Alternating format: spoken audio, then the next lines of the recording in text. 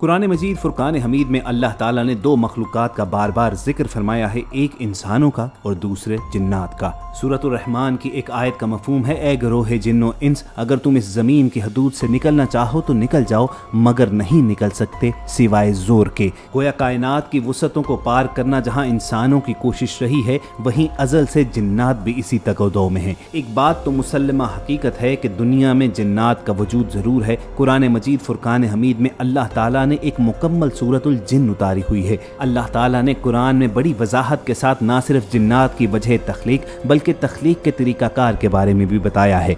तख्लीक के मकसद के बारे में अल्लाह अज़्ज़ा वजल सूरतुल ज़ारियात की आयत नंबर 54 में इरशाद फरमाते हैं, और मैंने जिन्न और आदमी इसलिए ही पैदा किए कि मेरी बंदगी करे। जिन्नात को किससे पैदा फरमाया गया? कुरान मजीद में इरशाद बारी ताला है, और जिन्न को इससे पहले बनाया बेधुएं की आग से। इसी तरह सूरतुर रहमान में एक और जगह इरशाद फरमाया, और जिन्न को पैदा फरमाया आग की लौ की लपट से। हजरत आयशा सिद्दीका रज़ियल्लाहु तआला अन्हा से मरवी है कि हुज़ूर पाक साहिब औलाक सल्लल्लाहु अलैहि वसल्लम ने फरमाया, फरिश्तों को अल्लाह ताला ने नूर से, जिन्नात को आग के शोले से और सैयदना आदम अलैहिस्सलाम को मिट्टी से पैदा किया गया। अल्लाह रब्बुल इज्जत ने एक ही दुनिया में होते हुए इन दोनों मखलूकात की दुनियाएं अलग रखी। मसला सिर्फ उसी वक्त होता है कि जब ये दोनों एक दूसरे की हदूद में मुखिल होते हैं। ऐसी बहुत सी मिसालें मौजूद हैं कि दुनिया में कहीं वीरान इलाके में आबादियां थीं, लोग वहां पर गए, अपने घर तामीर करने शुरू किए, तो जिन्नात ने बहुत बुरे तरीके से रेजिस्ट भी किया हो। लेकिन ये महज आर्जी और छोटे कॉन्फ्लिक्ट होते हैं।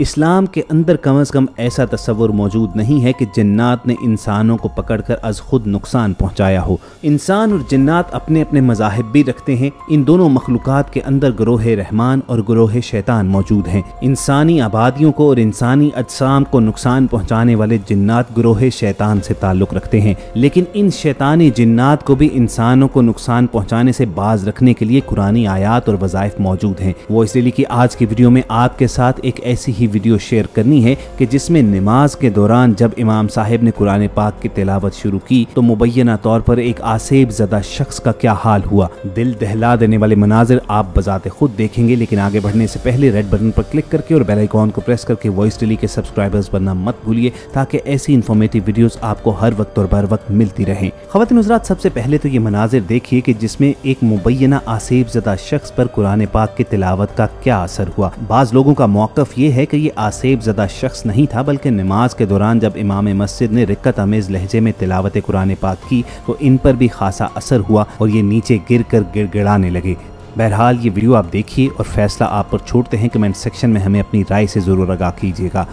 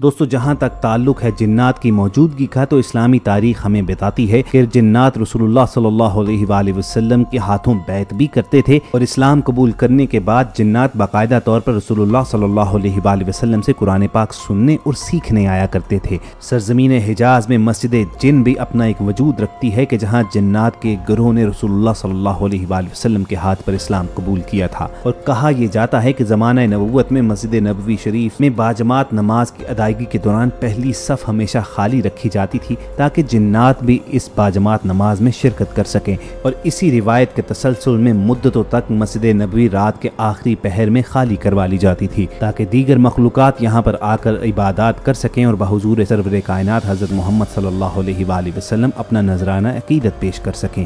इन तमाम थेरीज को तक़वियत इसीलिए मिलती है कि बहरहाल जिन्नात अपना एक वजूद रखते हैं। अल्लाह ताला ने कुरान मजीद में इनका जिक्र किया हुआ है। इनमें गिरोह रहमान है, गिरोह शैतान है, मुसलमान जिन भी हैं और दीगर मज़ाहिब से ताल्लुक़ रखने वाले जिन्नात भी हैं। जहाँ तक ताल्लुक़ है इस बात का कि क्या जिन्नात इंसान के बदन पर काबिज हो सकते हैं, तो हज़रत अब्दुल्ला बिन अब्बास रज़ियल्लाहु तआला अन्हु बयान करते हैं कि एक औरत आका सल्लल्लाहु अलैहि वसल्लम के पास अपने बेटे को लेकर आई और अर्ज़ गुजार हुई कि या रसूलुल्लाह, मेरे बेटे को जुनून आरज़ होता है और ये हमको तंग करता है। आप सल्लल्लाहु अलैहि वसल्लम ने उस बच्चे के सीने पर हाथ फेरा और उसके लिए दुआ की।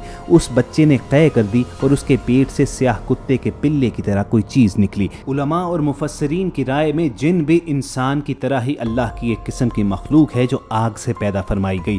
बनी आदम यानी नौ इंसानी की तरह ज़ी अक्ल और अरवाह अजसाम वाली तख्लीक है। इनमें भी इंसानों की तरह नस्ल बढ़ती है, फलती फूलती है। ये खाते पीते हैं, जीते मरते हैं, मगर इनकी उम्रें बहुत तवील होती हैं। इनकी उम्रें हज़ारों साल तक जा सकती हैं। जिन्नात में मुसलमान भी हैं, काफिर भी, मगर इनके कुफार इंसान की बनिस्बत बहुत ज़्यादा हैं। इनके मुसलमान नेक भी हैं और फासिक भी, अलबत्ता इनमें फासिकों बदकारों की तादाद बनिस्बत इंसान ज़्यादा है। शरीर जिन्नात को शैतान कहते हैं। इन सब का सरगुना इब्लीस है जो सबसे पहले जिन मारिज के पोते का बेटा था। इब्लीस ने गुरूर में आकर हज़रत आदम अलैहिस्सलाम को सजदा करने से इनकार कर दिया था और हुक्म खुदावंदी की नाफरमानी की थी, जिसकी वजह से उसे रांदाए दरगाह कर दिया गया था और हमेशा हमेशा के लिए वो मरदूद करार दिया गया। क़यामत तक के लिए उसे मोहलत दी गई और उसे इस कदर मोहलत देना उसके इकराम के लिए नहीं बल्कि उसकी बिला शकावत और अजाब की ज़्यादती के लिए है।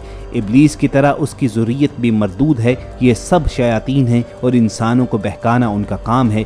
तरह तरह की तरकीबों के ज़रिए नेक काम से रोकते हैं और बुरे कामों की तरफ तरगीब दिलाते हैं, मगर खुदा के नेक बंदे इनके मकरो फरेब में नहीं आते बल्कि ला हौल वला कुव्वत इल्ला बिल्लाह पढ़कर नेक कामों में मसरूफ़ रहते हैं। लेकिन जो इनके बहकावे में आ जाते हैं वो आखिरकार गुमराह ठहरते हैं। फरिश्तों की तरह जिन्नात में भी बाज़ को ये ताकत दी गई है कि जो शक्ल चाहे बन जाएं।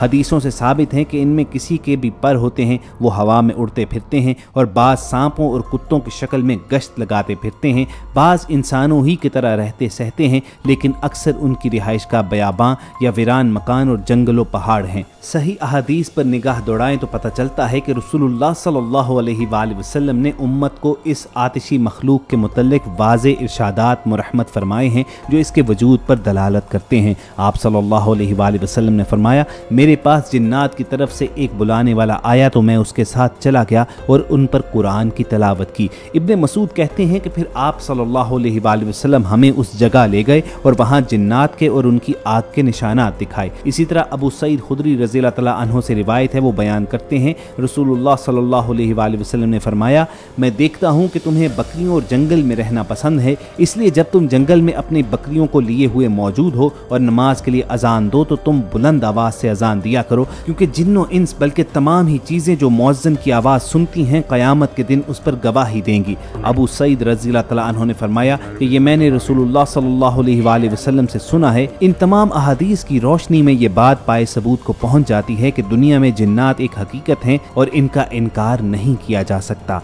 जिस ज़मीन पर हम जिंदगी गुजार रहे हैं इसी पर वो भी रहते हैं। इनकी रिहाइश अक्सर ख़राब और गंदगी वाली नापाक जगहों पर होती है, मसलन बैतुल खला या गंदगी वाली जगह। इसलिए नबी करीम सल्लल्लाहु अलैहि वसल्लम ने इन जगहों में दाखिल होते वक्त असबाब अपनाने का कहा है, यानी दुआएं और अज़कार। कब्रिस्तान और वीरान जगहों पर भी इनका डेरा होता है। इसी तरह घरों की छतों पर भी ये मखलूक रहती है और शाम के वक्त सूरज गुरूब होते वक्त छोटे बच्चों को छतों पर चढ़ने से इसीलिए मना फरमाया गया है। अगरचे इस बारे में कोई वाज़े इस्लामी अहकामात तो मौजूद नहीं है, मगर उलमा एहतियात बरतने का ही मशवरा देते हैं। तो तो दोस्तों खुलासा ये है कि जिन्नात एक हकीकी मखलूक हैं जिनका जिक्र किताब और सुन्नत में कई बार हुआ है, लिहाजा हमें इनके वजूद पर ईमान रखना होगा क्योंकि इनका इनकार किताब और सुन्नत का इनकार है। अल्लाह रब्बुल आलमीन से इनके शर से पनाह तलब करनी चाहिए क्योंकि इनके शर से अल्लाह की पनाह तलब करना अपने ईमान की हिफाजत करना है। इन्हीं चंद गुजारिशात के साथ वॉइस रैली के आज के सेशन का इख्तिताम करेंगे। उम्मीद करते हैं कि आपकी मालूमात में इस सेशन से इजाफा हुआ होगा। अगर आपको हमारी ये काविश पसंद आई हो तो इस वीडियो को लाइक करके फेसबुक और व्हाट्सएप के जरिए दूसरे लोगों के साथ शेयर कीजिए